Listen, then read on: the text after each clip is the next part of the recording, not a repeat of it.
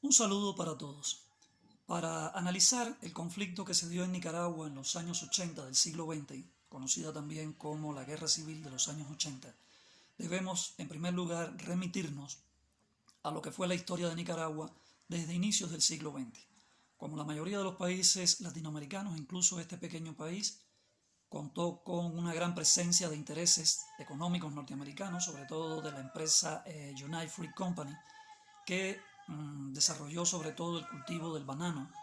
en este pequeño país. En los años 20 se dieron conflictos entre las dos tendencias principales políticas del país, liberales y conservadores, en este caso conservadores en el gobierno y liberales como oposición. Ante esta situación y opinando que estarían en peligro sus intereses económicos en este pequeño país centroamericano, el gobierno de Estados Unidos, aplicando su política del B-Stick o Gran Garrote, va a lanzar una operación con sus marines de ocupación militar en el país.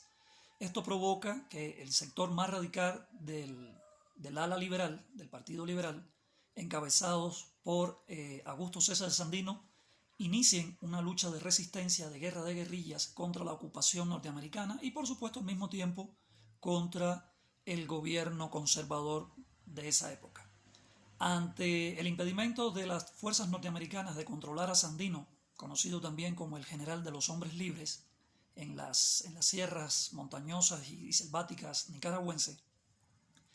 decide Estados Unidos, el gobierno de Estados Unidos decide apoyarse en lo que sería en lo adelante su hombre de confianza u hombre fuerte dentro del gobierno de Nicaragua, el señor Anastasio Somoza. Con Somoza se establece un nuevo gobierno de corte conservador. Somoza va a engañar a Sandino, lo va a convocar a un proceso de negociación. En realidad esto se convierte en una emboscada donde Sandino y sus principales colaboradores son asesinados y esto pone fin al movimiento de resistencia revolucionario contra la ocupación norteamericana. A partir de este momento las fuerzas norteamericanas se van a retirar de Nicaragua, pero van a reiterarle y mantenerle su apoyo al dictador Somoza, que a partir de aquí establece una férrea dictadura en el país, y esta dictadura se va a convertir en lo adelante en una dictadura de carácter familiar, porque una vez que este Somoza ya no estuvo en el poder, lo hizo su hijo y posteriormente lo haría su nieto, al puro estilo de las monarquías europeas que conocemos, o dinastías. Durante todos estos años 40, 50, Nicaragua atravesó una dura crisis socioeconómica con males incrementados como el desempleo, la pobreza, enfermedades, epidemias, en definitiva, mucho subdesarrollo y sobre todo mucha corrupción y al mismo tiempo represión de esta dictadura encabezada por la familia Somoza.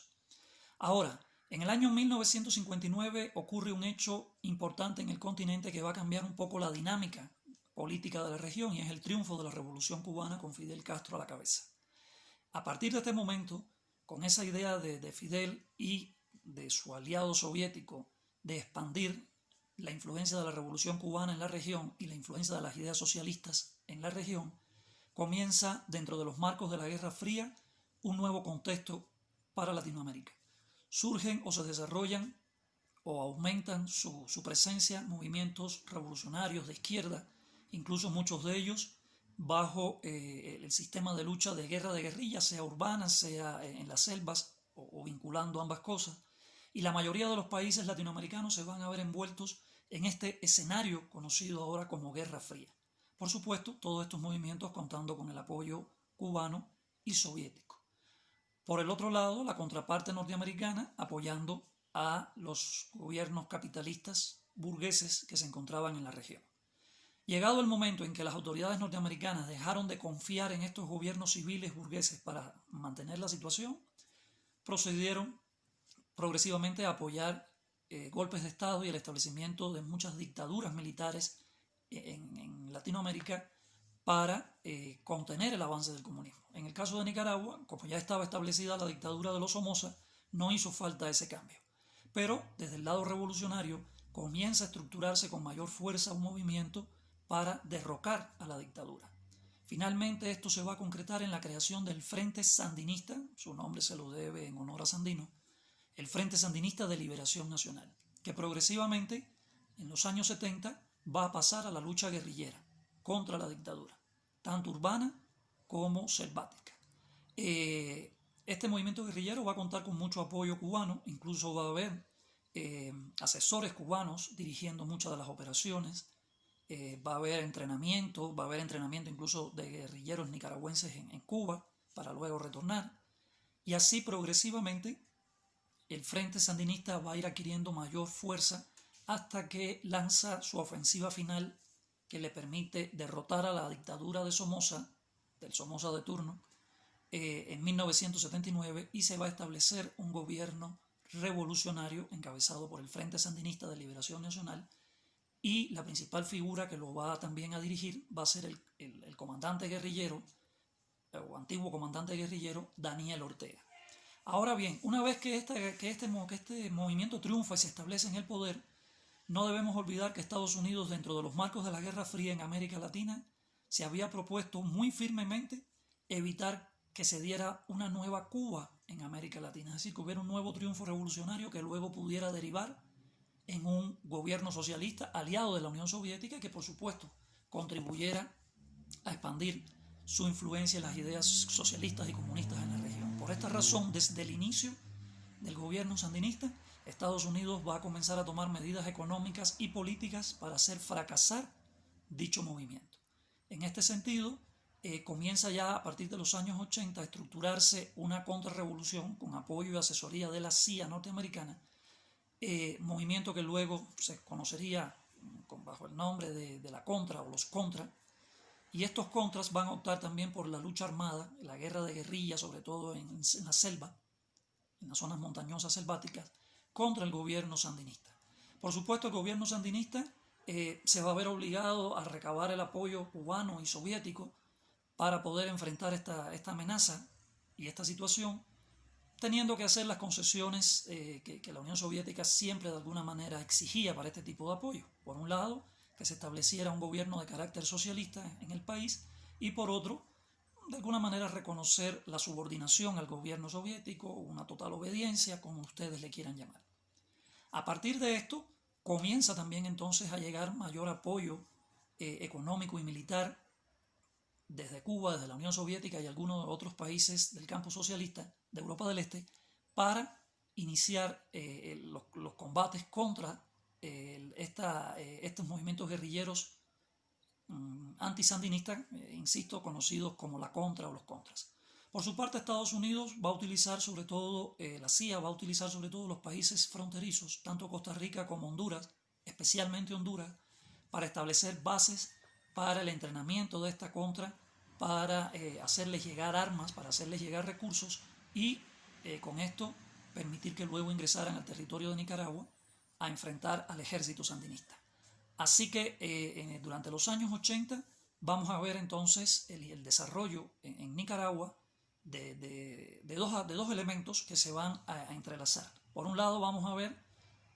un segundo capítulo de guerra civil, que el primero había terminado con la derrota de la dictadura de Somoza en el 79. Vamos a ver aquí un segundo capítulo ahora de guerra civil entre sandinistas y contras con apoyo extranjero, o sea, va a haber apoyo extranjero para ambos bandos.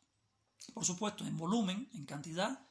claro que el gobierno sandinista va a recibir mayor apoyo económico y militar,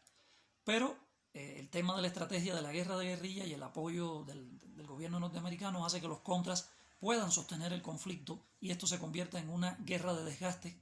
para el gobierno, pero también para el país, dejando progresivamente en los años 80 una extensa cantidad de muertos y heridos en el país que sobrepasan los 70.000. Para un pequeño país como Nicaragua, la cifra es enorme, sobre todo si lo comparamos con los 20.000 que había dejado la lucha contra Somoza. Así que así se comienza no solo a desgastar el gobierno, sino también la población, la economía del país, de un pequeño país. Como dato adicional hay que mencionar en el año 1986 va a estallar un escándalo a nivel internacional, ya que Estados Unidos, que intervenía indirectamente en otro conflicto en el Medio Oriente, llamado la guerra entre Irán e Irak, apoyaba oficialmente a Irak, pero sin embargo, a escondidas por detrás del telón, le vendía armas también a Irán y con el dinero que se obtenía se financiaba la lucha de los contras en Nicaragua. Cuando esto se conoció en 1986 se le conoció como el escándalo Irán-Contras, pero esto no significó que en definitiva Estados Unidos dejara de apoyar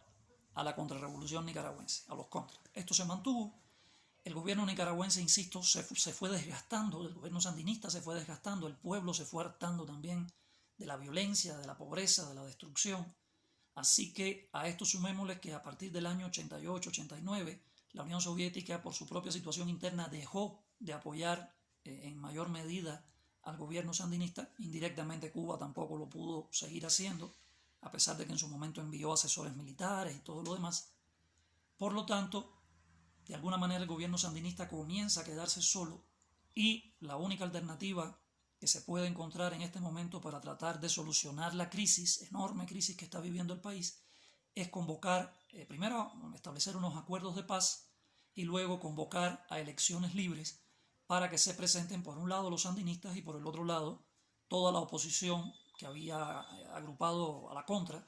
bajo un nombre de un nuevo partido creado llamado la UNO, la Unión Nacional Opositora.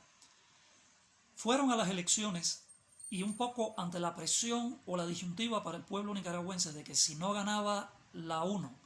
el país continuaría en el desgaste de la guerra civil, la mayoría de la población optó por votar por el partido de la UNO, propiciando esto la derrota política del Frente Sandinista y la pérdida del control del gobierno a partir de 1990 y que de alguna manera fracasara o de no continuara este proyecto socialista que se había establecido desde 1980 en el país. Por lo tanto, si hiciéramos el resumen, tenemos que decir que en este escenario de la Guerra Fría, si bien el Frente Sandinista o el Ejército Sandinista no tuvo una derrota militar porque no fue derrotado militarmente, los sandinistas sí terminaron siendo derrotados en el plano político en las elecciones y perdiendo el control político del país. Como escenario de la Guerra Fría, esto significó una derrota para la Unión Soviética, para el gobierno cubano de Fidel, y por supuesto un triunfo para Estados Unidos porque el país retornaba a la senda o el modelo capitalista anteriormente existente en el país. Desde el punto de vista de la guerra civil, fue una derrota también política para los sandinistas y vemos que si bien el apoyo extranjero no fue determinante en que los sandinistas fueran derrotados, dicho de otra manera, el bando que más ayuda recibió fue el que terminó perdiendo la guerra, a diferencia de otros conflictos de guerra civil, por ejemplo, como la Guerra Civil Española. Aquí el bando que más ayuda recibió fue el que terminó perdiendo, es decir, el Frente Sandinista, y el bando que menos ayuda recibió triunfó, en este caso, los llamados contras. No obstante a eso, el país a partir de 1990, como ya se había dicho antes, retomó nuevamente la senda capitalista, fracasando el modelo socialista que el Frente Sandinista, con Daniel Ortega a la cabeza, había establecido en el país. Sin duda, el conflicto de Nicaragua de los años 80, la guerra civil de los años 80, constituyó uno de los escenarios más importantes y más sangrientos de la Guerra Fría en el continente latinoamericano. Muchas gracias por su atención.